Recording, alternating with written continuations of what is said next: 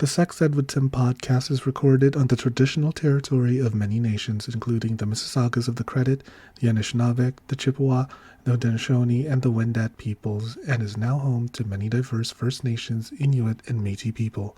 We acknowledge that Toronto is covered by Treaty 13, signed with the Mississaugas of the Credit, and the Williams Treaty, signed with multiple Mississaugas and Chippewa bands.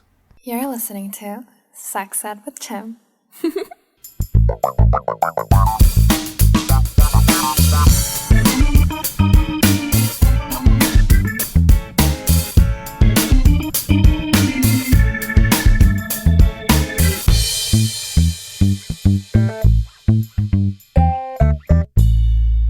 Hello and welcome to another episode of the Sex Ed with Tim podcast. I'm your host, Tim. I'm a certified sex educator. I identify as a chaotic homosexual. And did you know that one of the best things about jokes is that they're like cocaine? You only need one good line. No,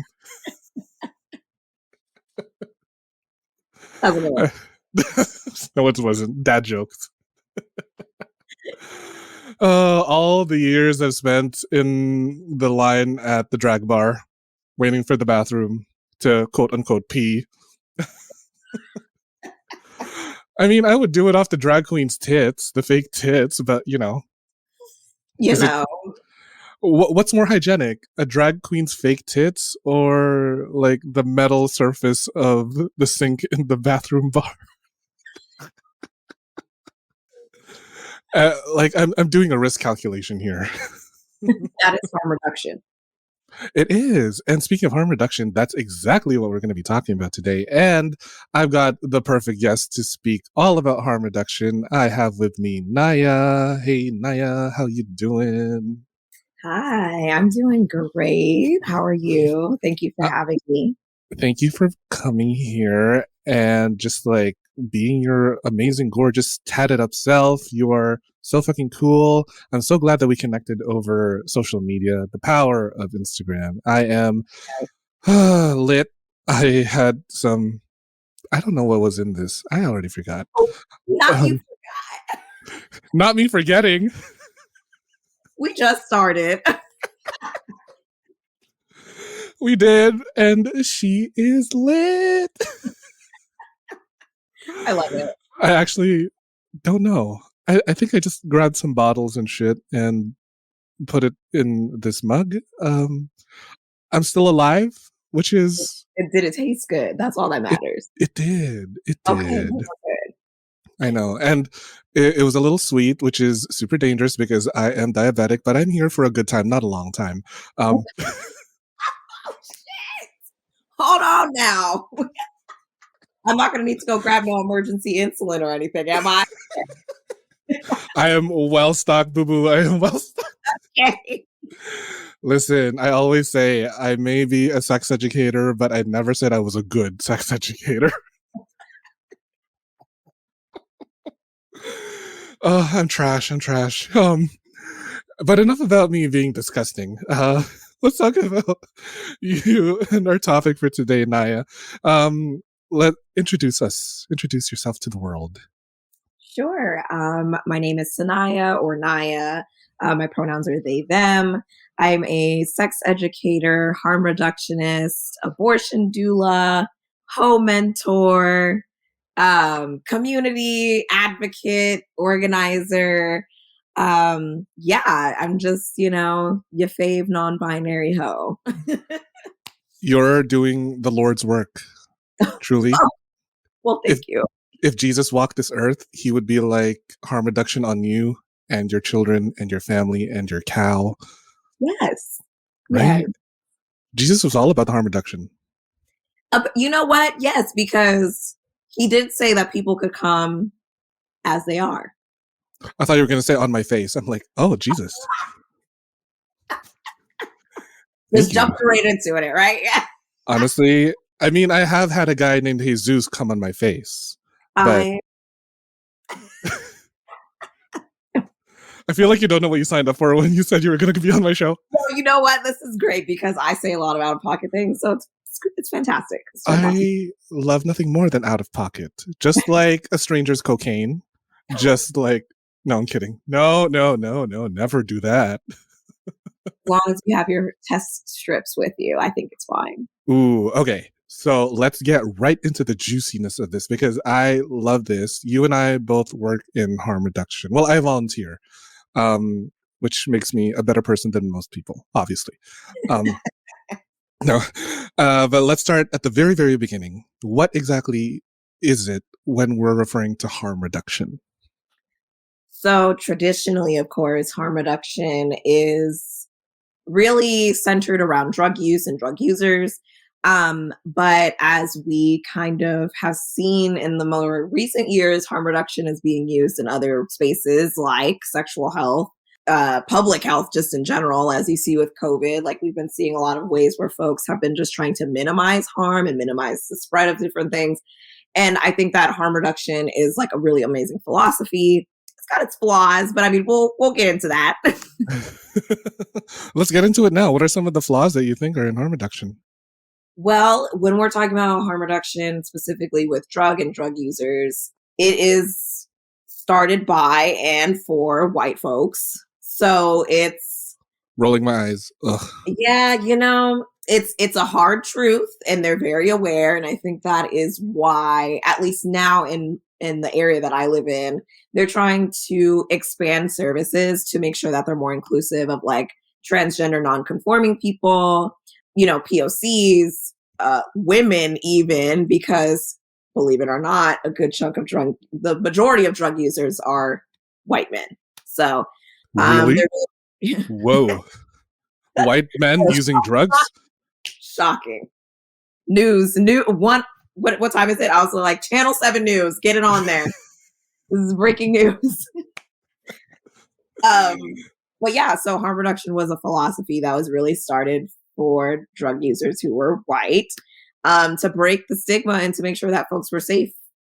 So I feel like in that sense, harm reduction has a flaw because it's not focusing on all folks who use drugs. But like I said, they're hopefully and sort of are moving away from that and serving everyone. I think I'd have to agree with that because it feels like when there's like harm reduction models, like pamphlets or everything, it feels as if it's being sold, quote unquote, sold or targeted to a very specific demographic, and it's not as accessible as it should be, right? I mean, there are people with disabilities that need harm reduction because they use substances, in their everyday life. Like, I want to see more, I don't know, like harm reduction resources in Braille or something, or being made available to schools that are primarily Black and people of color, rather than like those rich hoity-toity, posh, bougie, private ass schools. Like, Right. everybody uses drugs and substances, baby. It is it's really interesting too, just because where I work is a major city, and so the major city has a lot of harm reduction services, but where I live, which is also an area which is more populated with specifically Black people and people of color, there's very limited harm reduction services when it comes to drugs and drug users. So even there, we are seeing that there's no accessibility for everyone, and if you're not mobile, those services aren't really available to you either, which is also another barrier. You and I, we're doing the groundwork here. We got to make things more accessible to people. We do. Because like, I think the very core philosophy of harm reduction is we want you to have fun, but don't fucking die in the process of having fun. Right. Don't get sick. Don't harm others. Exactly. Unless they consent to being sexy harmed. I don't know. Right. And see, that's something we talk about as a harm reduction tip as well. Is just get consent for anything prior to doing whatever you do. Exactly. So I want to relate this back to sex education because I think that people listening to this episode this far are going to be like, so what do drugs and shit have to do with sex education? So in your opinion, what do you think, or why do you think harm reduction is so important when in the context of sex education? Well, kind of like I was saying earlier, harm reduction is a philosophy, right? And it's literally in the name. You're reducing harm. That's what we're trying to do. So in the sphere of sex ed, we talk about harm reduction in reducing your risk for STIs, reducing pregnancy, reducing sexual violence, reducing emotional violence, right? Like we're sharing information and ways for folks to be safer. And I always say that because there's no such thing as safe sex. There's just Correct. safer sex because there are steps you can take to make it safer. Nothing's 100% safe. Yeah, not condoms, not even PrEP is 100%. Oh, yeah. So I think that we need to start looking at the way that we frame sex ed, and instead of making it like, oh, this is how you have safe sex, we need to just talk about how to be as safe as you can be, because who knows the best? You know the best. You know what's best for you. And so what might be best for you might not be best for somebody else. So we have to keep those things in mind as well. Another harm reduction kind of like principle, I guess. Mm-hmm, mm-hmm. And whenever people like hear this, I try to make it like as easy as possible for them to understand why I advocate for condom use, even though I don't use any myself because I'm a slut. Condoms, what is that? I've never heard of it. It's not in my vocabulary. Sorry.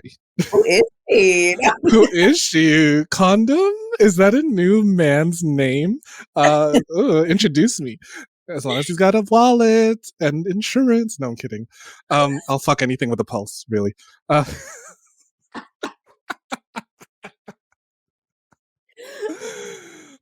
many things wrong with me. So many things wrong with me. Truly, we're gonna unpack all of that in therapy. But when I try to explain what harm reduction is to people, I try to make it as simple as possible. In like, when you were a kid, you would not be afraid to go out and play in the sun. But playing in the sun does present its own risks, like, I don't know, sunburn, skin cancer, whatever. So you're gonna like put on sunscreen, right, to protect yourself. Just because the harm is gonna be there does not mean you should avoid it completely. So I feel like as harm reductionists, we get some sort of stigma of like being on a high horse. You know, like we're not trying to stop you from having fun. We're just trying to keep you from dying. Right. And, you know, even then, people also consider harm reductionists enablers or promoting drug use, which is not true, right? In my work, if someone comes to me and says, hey, I want some smoking supplies, right? And then if I ask them, do you want supplies for shooting up drugs as well? And they're like, oh no, I've been off the needle for 7 years or whatever. I'm not going to be like, yay, good for you. I'll be like, oh, okay, that's cool, because one is not better than the other. You know what I mean? There's no better drug. There's no, oh, good for you for being sober. Like it's very different, the approach. And I think that people don't understand that. I feel like people are more so feeling like we are promoting and only like, do drugs. You have to do drugs. And it's like, that's not a thing. I mean, yes, do drugs if you want, but you don't have to. Yeah, right? Or like relating it back to your work as an abortion doula. Like I'm pro-choice, but then my conservative family is like, so do you want people to get abortions? I'm like, no, I want them to have the choice to get one. That's what being pro-choice means. Which is harm reduction, right? You have the option, you have the support, you have the resources to do whatever you choose to do. That's exactly best. That's why people need to stay in their own goddamn lane. But we want you to drive safely in your lane. Right, drive safely in your lane, but stay in it. Yeah. Exactly. People be overtaking and cutting me off. I'm like, this is why I have road rage. This is why I have fucking high blood pressure. It's so stupid. But anyways, back to the harm reduction thing. Like, so I work with the AIDS Community of Toronto as a volunteer outreach coordinator, and my main role is to hang out in the bathhouse, not as a client, excuse me. There are days for that. But when I'm hanging out in the bathhouse as a harm reductionist, yeah. When I'm hanging out there as a harm reductionist, I am there as like this beacon, this like symbol of hope for anyone that like needs to get informed on a specific sex education topic or whatever. And very recently, I had this one patron come to me who was like wondering why I had gloves, like in baggies and everything. And I told him that these are gloves for fisting. And he was like, why? Are you telling people that they should be fisting, that they should be like getting their holes wrecked? I'm like, I'm not telling anyone they should do anything. I'm just saying, if you want to do this, here's the safest way to do this. Like, go ahead and get fisted. Don't get fisted. I'm not telling you to like how to live your sex life. Just don't Right. fucking die. I don't want you to get like, Hep C or anything, or I don't know, some new strain of super gonorrhea in the process Right. of it. Right? Yes. I feel like that, yeah. Even in the realm of sexual wellness and sexual health, I feel like that's the realistic understanding, is that we're like, yeah, we know condoms exist. We know dental dams exist. We know gloves exist. Are the majority of people using them? Probably not, but we know that it's available for you to have. And that's really all that matters. We know that Right? we're giving you the information on, if you chose not to use them, what could possibly be the natural consequences of that. And that's also just like being real. Like, harm reduction is just being real, being honest. These Being are the things realistic. that can happen if you don't use these tools. These are the things that could possibly happen if you use these tools too. But the choice is yours. The choice is yours. Yeah, you are responsible for your own risk calculation. Like, Yes. I'm not telling you, we're recording this during spooky season, so I'm not telling you to like go in a fucking haunted house to celebrate Halloween. But like, enter at your own risk. Just like my booty hole, enter at your own risk, because it will cut off your circulation. I've told men that, yeah, because it's quite loose. But not loose. Wow. I really,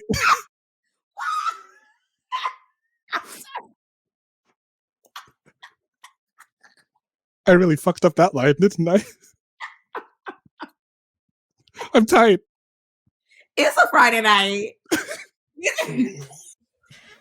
And I told you I'm lit. That was fantastic. Freudian slip. Freudian slip. Now I got a gorilla grip hole of a booty. I promise. I swear. It's tight. I just got it checked. I just got her checked. I just got her maintained at the mechanic. I swear. I got a tight booty hole. But but anyways, yeah. So like, it's telling people that if you're gonna do this, please just have the knowledge, arm yourself with the proper information to calculate your risk, to, be as informed as possible. And like, I don't mean to relate this back to COVID, but this is the time we live in. Like, this is what a mask does. This is what a vaccine does. I don't Right. want to force you to wear one. I don't want to force you to get a shot, but here are the facts of life. Here are the facts that science has presented us, that this is the most effective way to reduce the spread of whether it be COVID, whether it be STIs or any other like life-threatening organism. This is the way to keep it at a minimum. It's never going to be Right. zero, so you can't say it doesn't work. Well, it works to an extent. So, goodness, I didn't mean to go off on that rant. No. I am feeling heated whenever it comes to like, as a gay man, I'm very like passionate about harm reduction because I feel that the queer community is most impacted by the substance use. We're the ones that have to wake up every day and fucking struggle with whether it be our identity, our sexual orientation, some new law that aims to like take us down. So what do? We're gonna fucking drink. We're gonna use drugs to get by another day. So I wanted to ask, in your opinion, what exactly is first of all, what is a substance? Let's define what a substance or a drug is and why we use it, and then why it's stigmatized. So, I mean, there's a lot of drugs out there. I can't Girl. say. I can't say that I can define what a drug is, but I will tell you that there are also many reasons why people use drugs. There's no one reason why someone uses drugs. I think we also commonly, what's the word? We commonly miscategorize alcohol as not a drug. Alcohol is a drug. It's actually the one of the most used and misused drug, but we are so it's so socially acceptable that we don't really put it in the same category as, like, say, crack or fentanyl, right? But there's, drugs are anything that you use to feel good, to get well, to forget, to deal with trauma. Like, you could literally use it for any reason, to experiment. And drugs don't necessarily have to alter the state of the body, but just the state of mind. It could be, there's a million reasons and ways that drugs can be used and why they're used. And in the queer community specifically, I feel like alcohol, of course, is one of the ones that is used a lot. And then, of course, it's one of the ones that is pushed on the queer community the most in a legal way, because, of course, alcohol is legal. So, Absolute Vodka be pushing the gay agenda on us with their rainbow washing every single Pride season. right, Like, we get it. every Pride with their rainbow absolutes. Grey Goose be out here with, like, strawberry, orange, lemon, lime. Like, I get it. God, I'm gay. You don't need to remind me. Exactly.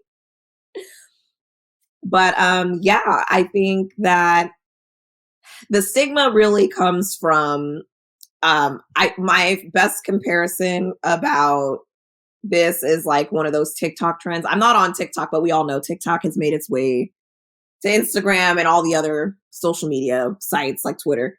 But it's like the one where it's like, what's considered cool if you're rich, but like ratchet if you're poor, right? And it was like doing drugs. And I was like, literally, that's what it is, right? I see all sorts of people come into my harm reduction center. People pull up in Mercedes Benz, business suits. There's folks who are houseless who pull up. Like, it's the spectrum of drug users is so huge. It's wide. But that is the stigma, right? If you've got money and you're able to do your drugs in secret, that's okay. Or in social settings, that's okay. But if you're doing your drugs outside where everybody can see you, that's a disgrace. That's terrible. You shouldn't be allowed to do that. Which doesn't make any sense to me. Because, like, why is it that these Wall Street fucking lawyers and bankers, they can do drugs on their, 40 high story office desk, and that's like, oh my God, you're so fucking cool, bro. And then, like, me, some lower middle class nobody, will just like do a line of coke off a drag queen's fake tit and be like, ugh, he needs some class. Somebody teach him. I'm like, go fuck yourself. Let me do what I want whenever I want. Right. And it's like the idea of it is like the drugs aren't different, right? The only thing that's different is what setting, maybe social class, right? Socioeconomic status. But I was like, you are doing the same drugs. Yeah. So no one is better than the other. We just want to make sure whoever's doing the drugs is being safe about it. That's it. Exactly. And like, to make it even more fucking basic, caffeine, technically a drug. Everybody consumes that. Yeah. Fucking Starbucks. Like, Not even Coca-Cola. Yes. Sugar. Sugar is also something that is a huge drug. Something that people are very addicted to. Girl, yeah, sugar. Oh, and literally just reminded me, fucking cigarettes. Everybody smokes. Well, I haven't smoked a cigarette in like 12 years, and my dick sucking has improved tenfold. So everybody looking to quit. Mm-hmm. Yes. Listen, I can deep throat. Listen, I used to smoke cigarettes too. And that is actually something that I mentioned at my job. I said, we've got all these harm reduction flyers on every drug under the sun. But where's harm reduction information on weed? Where's harm reduction information on cigarette smoking? Where's harm reduction information on alcohol? because people do that too. That's a drug, but that information's not up there. So it's like, it's very interesting to see too, even on the harm reduction side, what gets considered as a drug compared to other people, right? Because even now, I feel like people don't even consider weed to be a drug, right? Because it's a plant, it's medicine. It's so like, you know, widespread at this point. It's a drug. It's still a drug. It's okay. Mhm. Shrooms Okay are to drugs. admit. Yeah. Right? Mushrooms are drugs. Yes, they are grown out of the ground, but it's still a drug. Like it changes your mental state. It alters your mind. Right? Like literally even wine. That grew from a fucking grape and fermented with yeast. That's natural. It's still a drug, baby. Yeah. Come on. Just because it's made man-made or not, it doesn't change the fact that it's a drug. And that's okay, because that's part of the stigma, right? We have separated drugs, right, into these different categories of what's socially acceptable and what isn't. So marijuana, cigarettes, even, I mean, oh wait, actually, you know what? I'm not even going to say that. Cigarettes have become like socially unacceptable, but vaping, that's acceptable. It's still nicotine. It's still nicotine. It's still the drug. You know what I mean? Enjoy that popcorn lung, baby. Oof. You know, I'm not going to lie. I'm on the vape train with the weed. So I will be crackling in 20 years. I'm sorry. I can't wait to hear that raspy ass voice. Just like, hey, everybody, it's your fave hoe on the go. I already got to sound like that. So I was like, it's okay. Like, I already kind of sound that way anyway, so it'll listen, Niyyah. It does it for me. It does it for me, boo boo. It does it. It's doing things to me. Come through.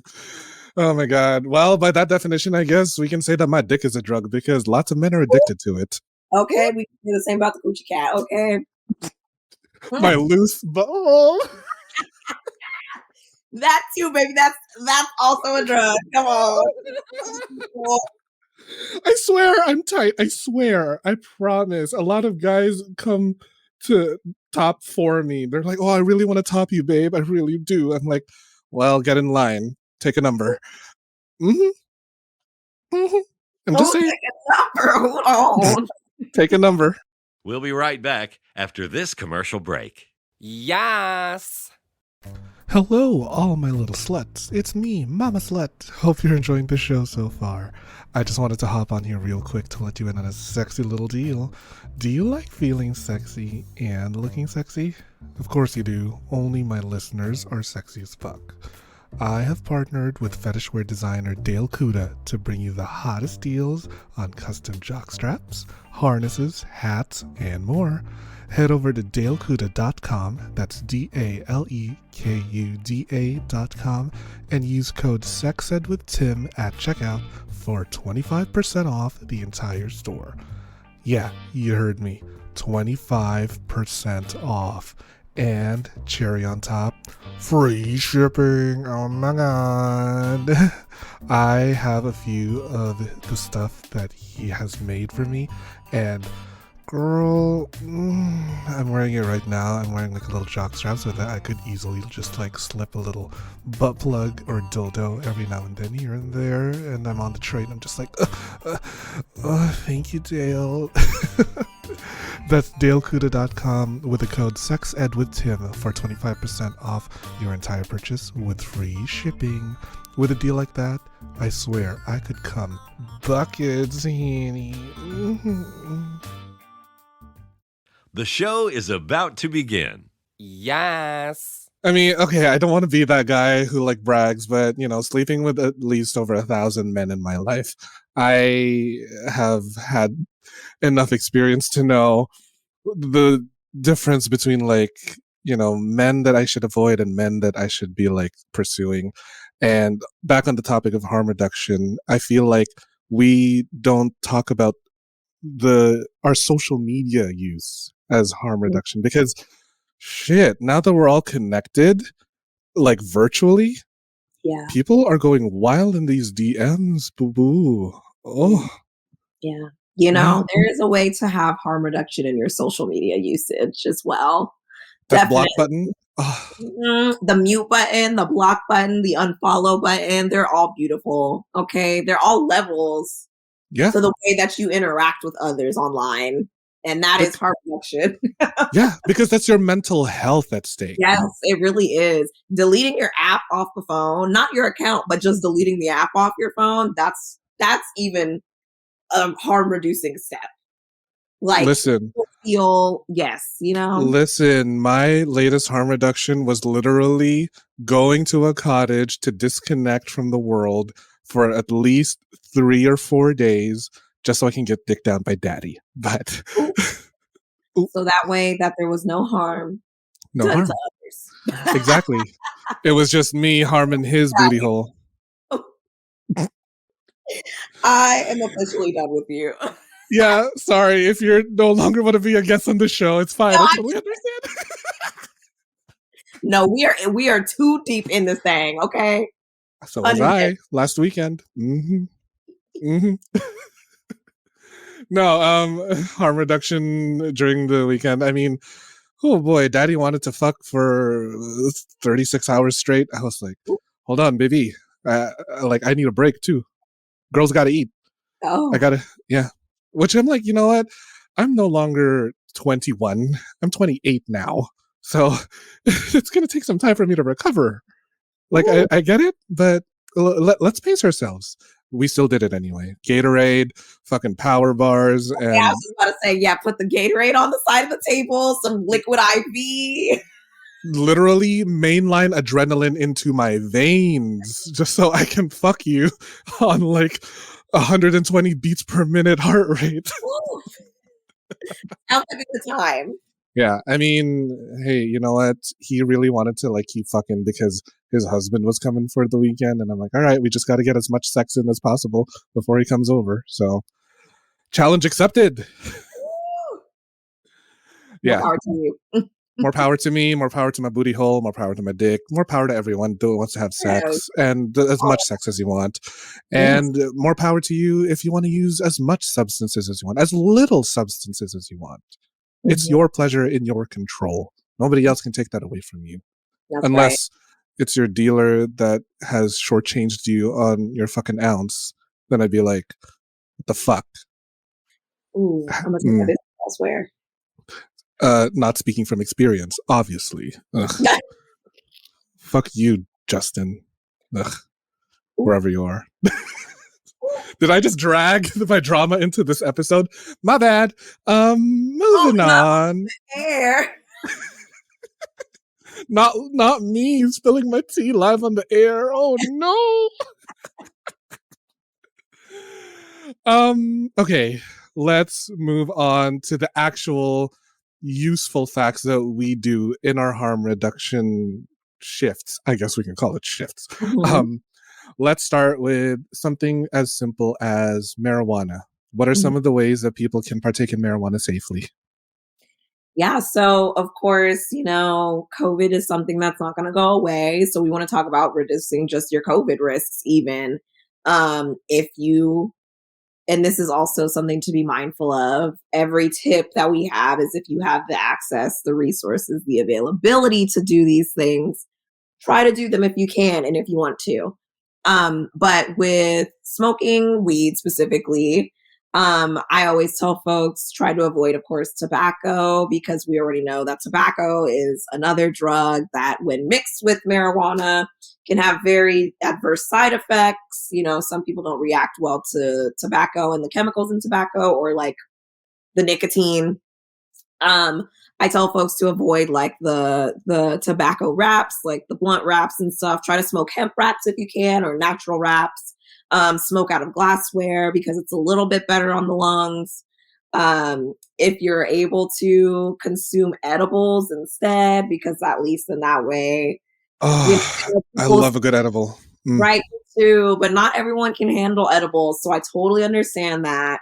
But there's also like so many other really cool ways that you can consume weed. You know, topicals, tinctures, pill form, or even just like even in a drink, right? You could just like drink some sort of edible weed thing. I don't know. Tea. Shit. And then I'm trying to think like I'm missing out on something. Oh, right. If you're smoking with folks, if you can have everybody have their own like thing to smoke, like whether it be joints or if you're sharing a pipe, wipe the pipe in between, puffs on the tip of the pipe that you're not the tip of the dick, the tip of the pipe.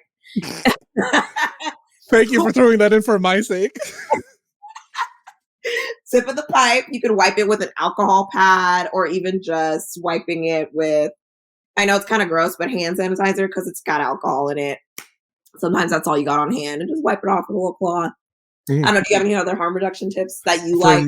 For me, I'm no one's gonna do this except me. But you remember the Disney movie 101 Dalmatians and then Cruella de Vil with that fucking long ass cigarette holder? That's what I use when I'm passing the blunt. I have that fucking cigarette holder and then I put it there and then I smoke from it because one, it looks real bougie and I love to feel a little bougie. And two, your mouth is miles away from the people passing that blunt. So all I do is just inhale the smoke. Yes, tips and filters. Amazing. Yeah.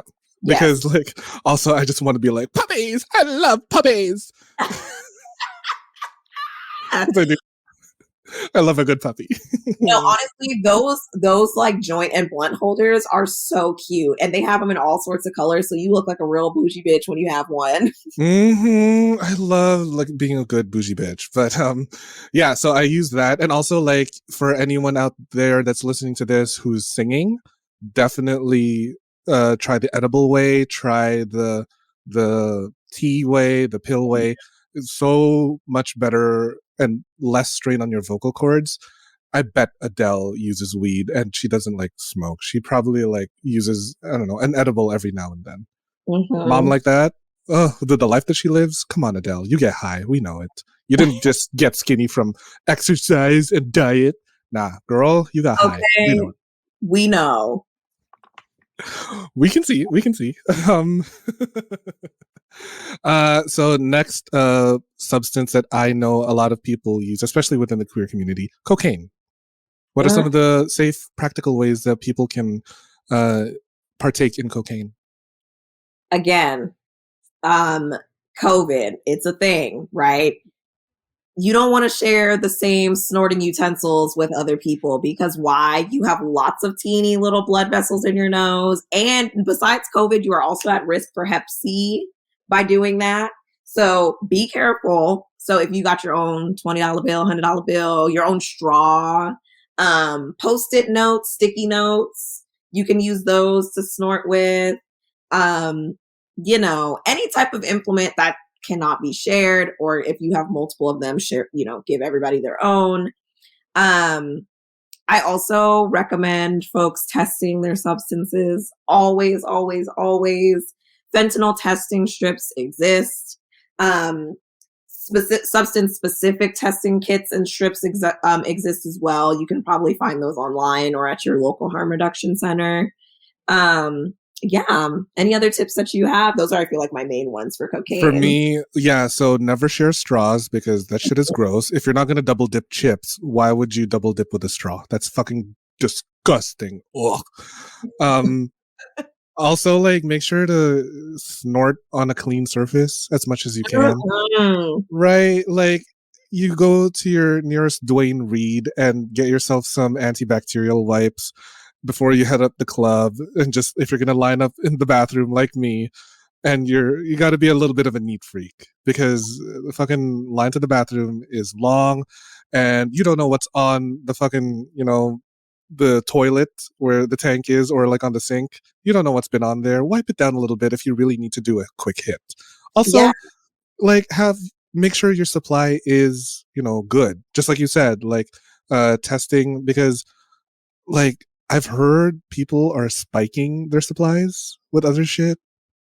So there's a lot of rumor and mystery around because fentanyl using and like overdoses have been like really huge. But what really happens is kind of to go back to what you said about wiping your surfaces down. If you're someone who uses multiple drugs that you might like chop up and sniff or just like crush down really fine, making sure you wipe down your surfaces is huge because you might have cross-contamination. And a lot of times what happens with those suppliers when they're giving folks, cocaine or heroin or whatever that's also looks like it could be not fentanyl, if they also have fentanyl, that shit could sometimes get cross-contaminated or they can't tell the difference because they look so similar. And as we know, fentanyl is miles, light years stronger than a lot of drugs that are out here on the market. So that's like an elephant tranquilizer, swear to God. Holy hell. It's the smallest amount of fentanyl is like, it's deadly. Yeah, it could be deadly. Shit. Yeah. So everybody make sure there's no fucking fentanyl in your supply because shit. There is. Don't freak out about that. Just there's steps to take for that as well. Be careful. Yeah. Because like the amount of overdose cases that I helped prevent in Pride 2019 were like fentanyl related. Yeah. Sorry, fentanyl and GHB, which is like another party drug that people were putting into their drinks. Also known as roofies. Yeah. I have been roofied. It is not fun. Oh, God. Yeah. I'm really sorry to hear that. It was long ago. And I worked it out with a kink escort. Thank you. Worked out my trauma, claimed it back for me. I am healed. That's why my ass is tight. I said tight. Thank God. Yes. I'm really glad that you were able to work through that because that's really hard and that's really scary. And unfortunately, happens a lot. I also do harm reduction for raves. People get dosed at raves. So like it's real. It happens often. I never really understood the logic with people spiking other people's things. It's like, why would you want to share your drugs? I bought it. I would never want to share my own drugs. Stay away from my supply, baby.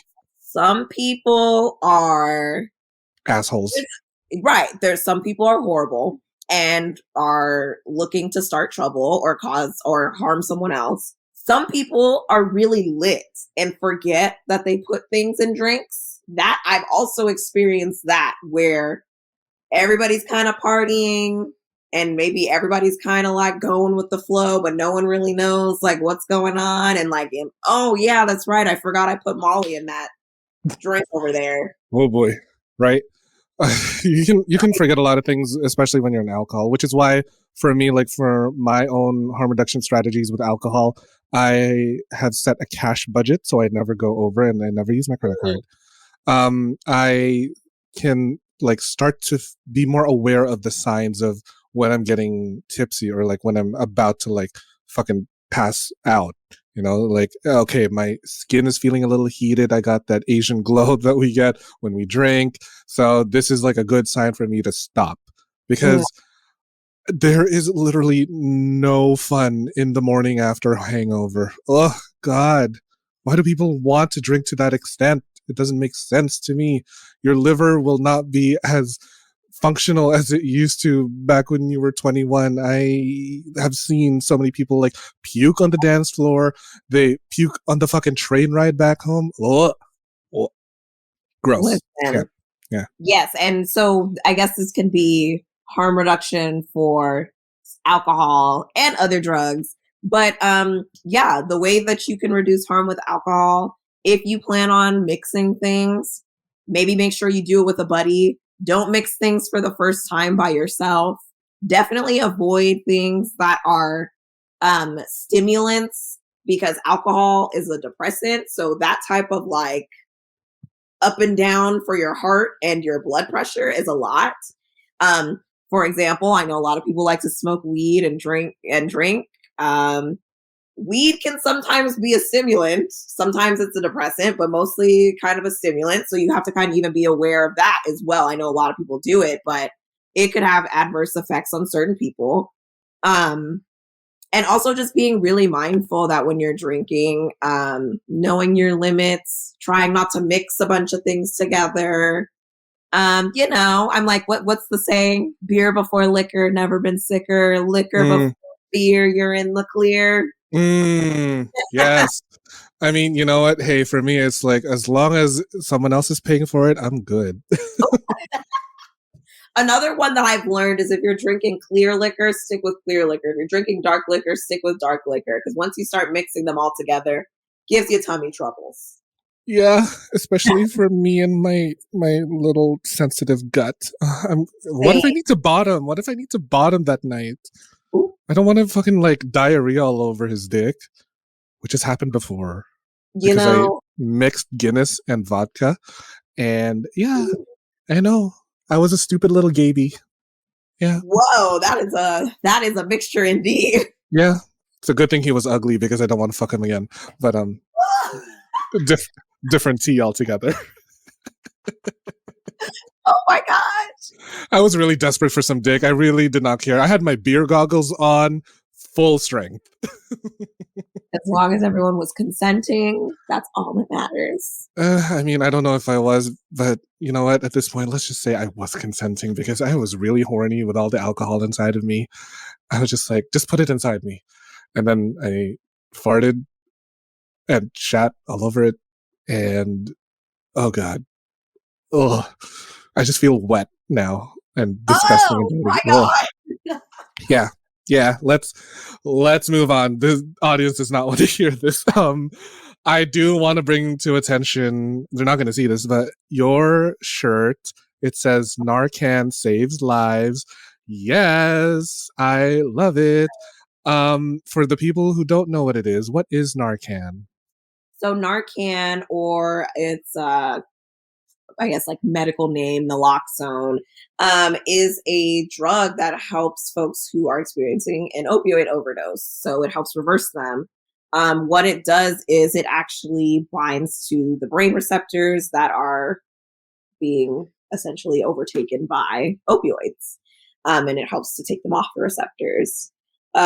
Something that I actually recently learned is that fentanyl, because fentanyl is kind of the big thing that folks are concerned about, is very like strong to the receptors. So sometimes when you use Narcan on someone who's having a fentanyl overdose or has maybe ingested fentanyl, it might take a little bit more than normal to get them to kind of like come back.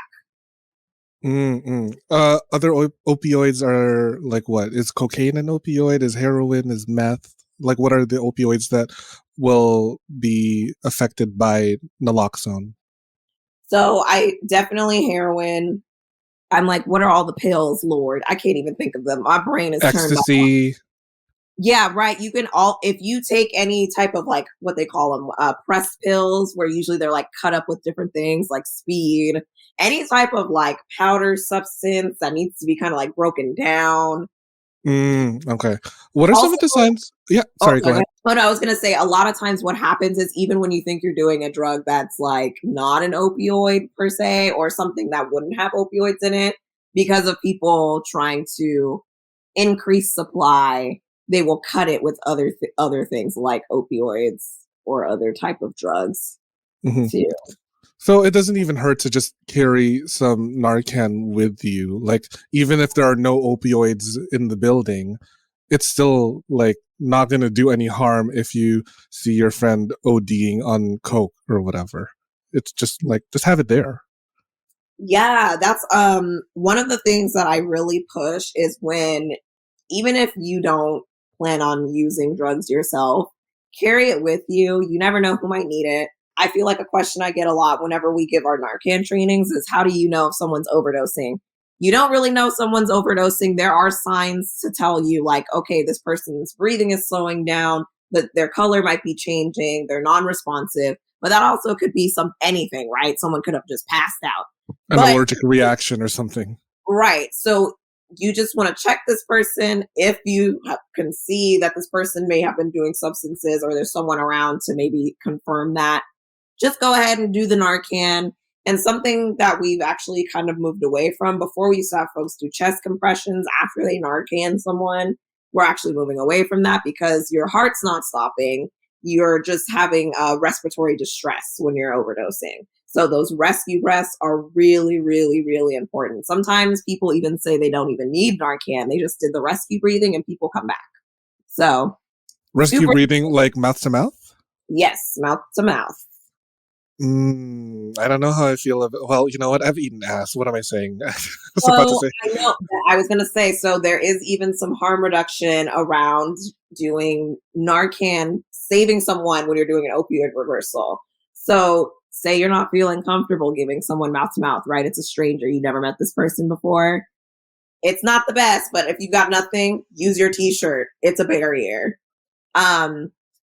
If you don't have that, I carry around the CPR masks because I work at a harm reduction center. So I have CPR masks in my backpack and in my bag. I carry that around. You could just pop it on. It's got a little tube. And then it just kind of like helps the person, get the air straight into the person's, throat, air passages. I'm over here like trying to touch my neck. Like y'all know what I'm talking about, right? I call it my cum tunnel. And then another harm reduction thing that you could use when you are trying to do rescue breathing, if you don't want to do it yourself, if someone's with, like, for example, a lot of folks that we serve are in the homeless population, and they're sometimes not alone. So maybe if their partner is nearby or a friend of theirs that they've used with or something that's been in a more intimate setting, ask them to do the rescue breaths for you so you don't have to do it if you don't feel comfortable.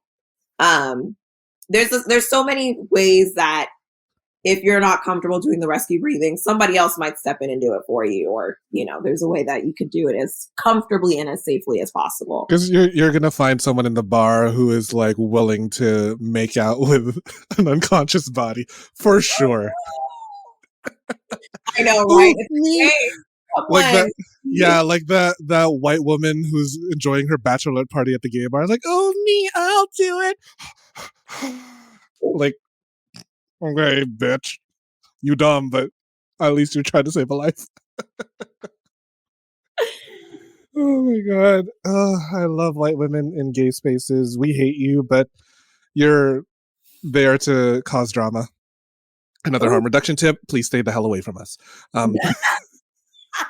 The harm reduction tip. Okay. Stay the hell away. Very, very briefly, I feel like we would be remiss if we didn't cover this. If you are going to be partaking in any substance that requires injections, please do not use or share needles. Please do not share needles. That is the quickest way to spread HIV. Please do not do that.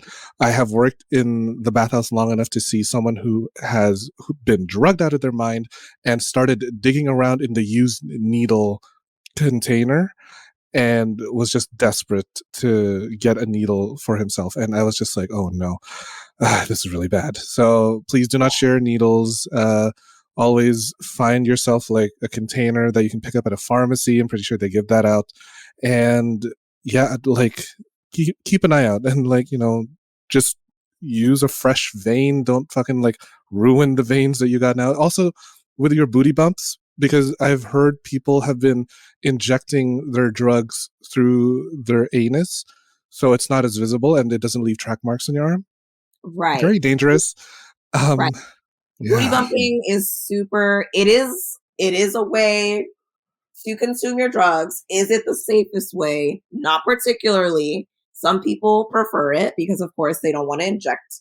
But yes, like you said, it is very dangerous because your butthole is a mucous membrane. And so it is very susceptible to getting a lot of drugs, much more concentrated than going into your veins. And so you have to be really mindful of the amount of drugs that you're using when you're booty bumping. Exactly. So if you're going to be worried about track marks, just do what we do and get a tattoo. Do it. Just ask the tattoo artist, can you make something out of this? And then they'll draw I don't know, a fucking Disney character on you. It'll be cute. You get something out of it. You get Mickey with the red eyes, just how are you doing, Doc? I'm good. I swear, I don't have a problem. Oh, Mickey Mouse, the Wonder Years. After divorcing Minnie. Or Mickey. Truly. Okay, so we have covered a lot of substance use here, and I feel like that's a lot of information. People can rewind to take in as much information as we need. And I do want to briefly cover your harm reduction work specifically in abortion and your role as an abortion doula. I have already interviewed a birth doula, and I kind of have a vague idea of what it means to be a doula, but for those of us not really in the know, what is it that you do as an abortion doula? Yeah, so abortion doulas are folks who help with physical and emotional, spiritual support of folks with pregnancy conclusion. So that doesn't just include voluntary abortions or medical abortions. It could also be miscarriages. It could be stillbirths. It could be, even dealing with IVF and like infertility treatment. Or yeah, I was like, did I say that correctly? Yes. Right. Yeah, so you're helping folks in a lot of capacities in ways that you wouldn't even really consider to be like, I guess, traditional doula work.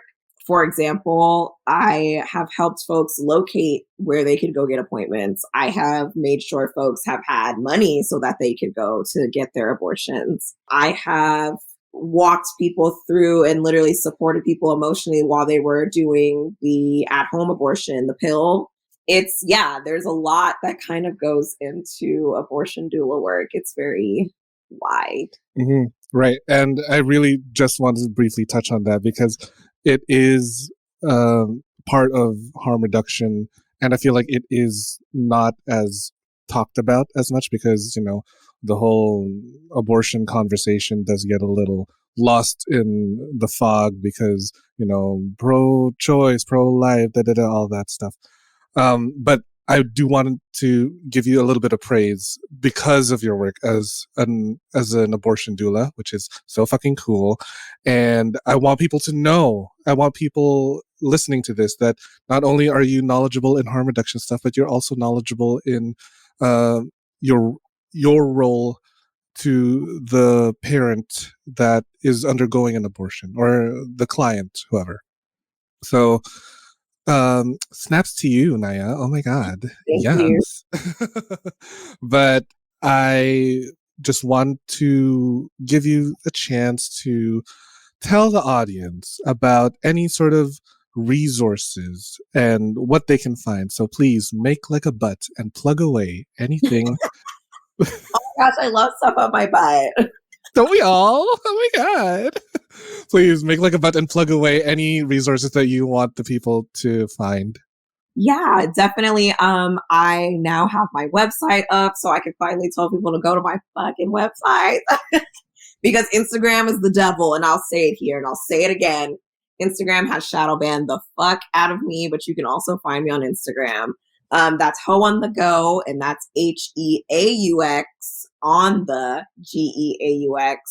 And my website is hoeonthego.net because weirdly enough, someone has hoeonthego.com, but it don't exist. So whoever that hoe is, if you hear this podcast, give me hoeonthego.com back. Okay. Also go fuck yourself. And then you can also find me on Twitter where I sometimes post nudes and stuff and just talk a bunch of shit. At Hogo. Love and it.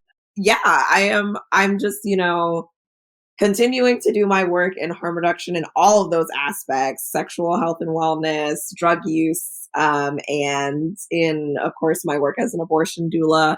But yeah, my goal in life is to just continue sharing my experiences with folks and also educating folks so that they're living their safest, most pleasurable, best lives. Yes, I love it. Do you have any final parting words for the audience to take away, whether it be harm reduction, your role in abortion?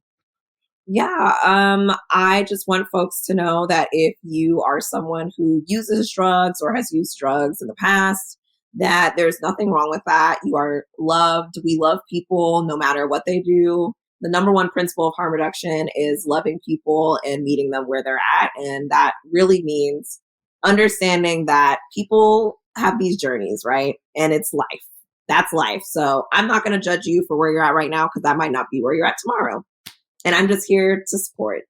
And same for folks who are also maybe experiencing any type of pregnancy conclusion, abortion, miscarriage. You are not a disappointment. It's not your fault. You're not at fault.